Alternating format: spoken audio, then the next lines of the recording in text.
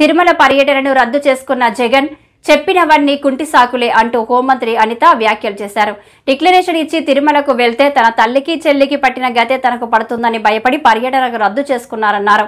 Declaration ఇవ్వడం ఇష్టం లేక డైవర్షన్ రాజకీయాలు చేసింది జగనే అంటూ మండిపడ్డారు. నాయకులు కార్యకర్తలు తిరుపతికి రావాలని సోషల్ మీడియా ద్వారా విస్తృత ప్రచారం జరుగుతున్నది. అదేవిధంగా ఈ పర్యటన అడ్డుకుంటామని వివిధ రాజకీయ పార్టీలు, హిందూ ధార్మిక సంఘాలు, ప్రజా సంఘాలు కూడా సోషల్ మీడియా ద్వారా విస్తృత ప్రచారం జరుగుతున్నది. ఈ సందర్భంలో తిరుపతి జిల్లాలో ఉద్రిక్త పరిస్థితులు, శాంతి భద్రతలకు విఘాతం కలిగే అవకాశం ఉన్నది. ఈ పరిస్థితుల వల్ల రాబోయే తిరుమల బ్రహ్మోత్సవాలు మరియు ప్రపంచవ్యాప్తంగా తిరుమలకు వచ్చే యాత్రికులపై ప్రభావం చూపే అవకాశం ఉన్నది. అదేవిధంగా గౌరవ తిరుపతి జిల్లా సూపరింటెండెంట్ ఆఫ్ పోలీస్ వారు తిరుపతి జిల్లాలో సెక్షన్ 30 పోలీస్ యాక్ట్ను అమలు చేసి ఉన్నారు. కావున తిరుపతి జిల్లాలో ఎటువంటి ర్యాలీలు, సభలు, సమావేశాలు, భారీ జనసమూహాలు ముందస్తు అనుమతి లేకుండా జరుపుటకు నిషేధించబడినది. ఇట్టి నిబంధనలు ఎవరైనా అతిక్రమించిన ఎడల వారిపై చట్టపరమైన చర్యలు తీసుకొనబడును. కావున అన్ని వర్గాల వారు తిరుపతి జిల్లాలో శాంతి భద్రత పరిరక్షణకై పోలీసు వారికి సహకరించాల్సిందిగా కోరడమైనది. ఇది నోటీస్. దీన్ని నిన్న కావాలని 10 సార్లు చూపించి ఇందులో అతనికేదో నోటీసులు ఇచ్చామని చెప్పి మాట్లాడి ప్రజలకి ఒక రాంగ్ పర్సెప్షన్ క్రియేట్ చేయడానికని చాలా విశ్వ ప్రయత్నాలు చేశాడు జగన్మోహన్ రెడ్డి.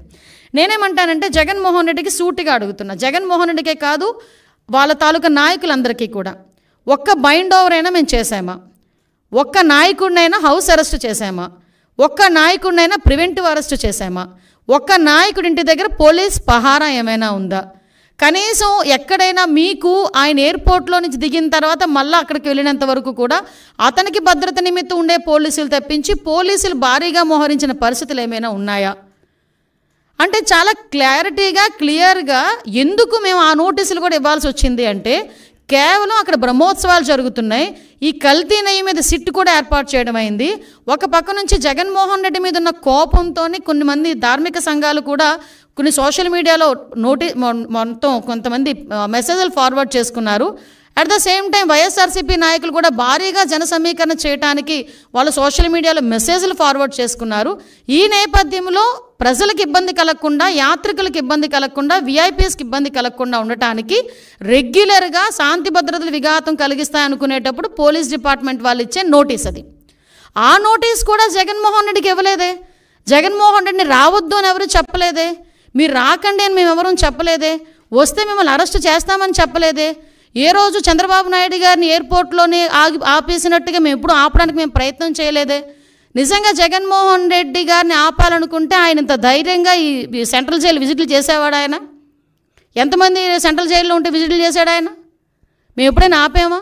అంటే విషయం ఏంటంటే మేము ప్రజాస్వామ్యబద్ధంగా ముందుకెళ్తున్నప్పుడు మా మీద బురద చల్లటానికి పోలీస్ నోటీసులు నాకు ఇచ్చారు అని చెప్పి నిన్న అతనికి వెళ్ళడానికి ఫస్ట్ ఆఫ్ ఆల్ అతనికి వెళ్ళడానికి ఇష్టం లేదు తిరుమల తిరుపతి దేవస్థానానికి. దట్టు డిక్లరేషన్ ఇచ్చేయడానికి అసలు ఇష్టం లేదు. మళ్ళీ నేను నొక్కి పెడుతున్నా, డిక్లరేషన్ వన్స్ ఇచ్చి కనుక ఆయన టెంపుల్లోకి వెళ్తే వాళ్ళ ఇంట్లో తల్లికి చెల్లికి పట్టిన గతే అతనికి పడతాదేమో అన్న ఉద్దేశంతో అతను వెళ్ళడం మానేశాడు. ఆ మర్మం ఏంటో మీరే గ్రహించండి. అంటే విషయం ఇది అయింది. తర్వాత ఈరోజు ఒకవైపు నుంచి తిరుమల తిరుపతి దేవస్థానానికి బ్రహ్మోత్సవాల టైంలో రాజకీయ నాయకులే కాదు, సుప్రీంకోర్టు జడ్జెస్, వివిధ విఐపీలు అందరూ వస్తారు. ఆ భద్రత కూడా మాదే బాధ్యత.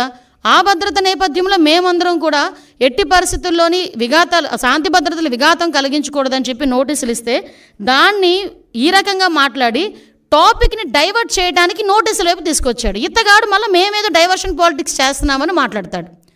అని ఇప్పటికీ కూడా మేము స్టాండ్ అయి ఉన్నాం. కల్తీ నెయ్యి ఉంది. కల్తీ నెయ్యి అయితే లడ్డూ ప్రసాదంలోని కల్తీ నెయ్యి చేర్చారు. కల్తీ నెయ్యితో ప్రసాదం తయారు చేయబడింది.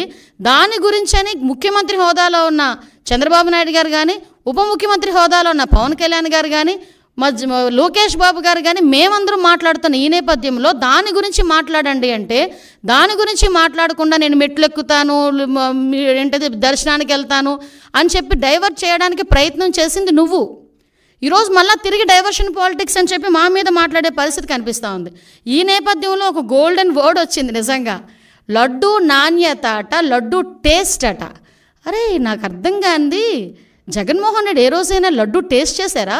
తిరుమల తిరుపతి దేవస్థానం ప్రసాదం లడ్డూని ఆశీర్వాదానికి అక్షతలు వేస్తేనే 10 సార్లు దూకున్నాడు అక్షంతలన్నీ అయిపోయినంత వరకు. ప్రతి టీవీ వాళ్ళు కూడా చూపించారు. అది ఎక్కడ? మండపంలోనే. ఎక్కడ ఆశీర్వాదం ఇచ్చిన ఆ మండపంలోనే. ఇంకా సాల్వ్ అయ్యక ముందే అక్షంతలు వేసిన దానికి, ఆ పంతులు అక్షంతలు వేసిన దానికి మనమైతే ఆ అక్షంతలు ఎప్పుడు ఉంటాయా? ఉంటే బాగున్ను, రోజంతా ఉంటే బాగున్ను, ఆశీర్వచనం అనుకొని మనం చక్కగా బయటకు వస్తాం. అక్కడే 10 సార్లు దువ్వాడు ఆ క్రాఫ్ని. దువ్వేసి తీసేసినోడు ప్రసాదం గురించి మాట్లాడుతున్నాడు. తప్పిసారి ఎవరైనా ప్రసాదం ఇస్తే టిష్యూ పేపర్లో చుట్టూ పక్కకి పెట్టే వీళ్ళు లడ్డు నాణ్యత గురించి, టేస్ట్ గురించి ఈయన చెప్పడం, మేం వినడం, అది మా దౌర్భాగ్యం. ఇటువంటి పరిస్థితుల్లోని మాట్లాడి ఈయన లడ్డు టేస్ట్ గురించి, అరే ఈ లడ్డు టేస్ట్ ఎక్కడ మనకి ప్రాబ్లం వచ్చింది అని చెప్పి ఆ రోజే జూన్ నెలలోని 12, 20, 25 తారీఖులు, జూన్ 4న వచ్చిన లారీల్లో 4 సంబంధించి నెయ్యి ట్యాంకర్లని ముందు యూజ్ చేశారు. ఆ ముందు యూజ్ చేసిన నెయ్యి ట్యాంకర్లలోని ఆ నెయ్యి ప్రాబ్లంగా ఉందని ప్రతి భక్తుల దగ్గర నుంచి ఫిర్యాదులు అందిన తర్వాత మిగతా 4 ట్యాంకర్లకి మేము టెస్టులు చేపిస్తే ఆ టెస్టులు NDDB రిపోర్టుల ప్రకారం అందులోని కల్తీ జరిగింది.